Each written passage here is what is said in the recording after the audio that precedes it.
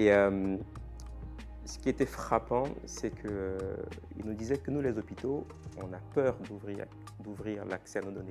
Parce qu'on ne sait pas si les personnes qui ont accès à ces données vont les utiliser conformément au consentement du patient.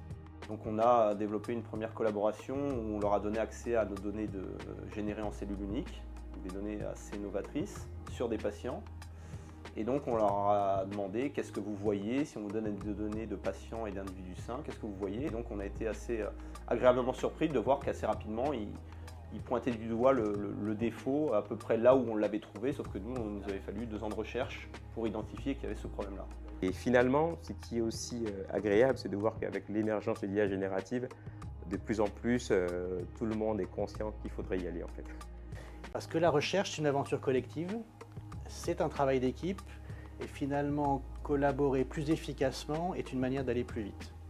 Et on a besoin d'aller plus vite, parce que dans notre monde, les risques sanitaires augmentent régulièrement, par exemple les risques pandémiques.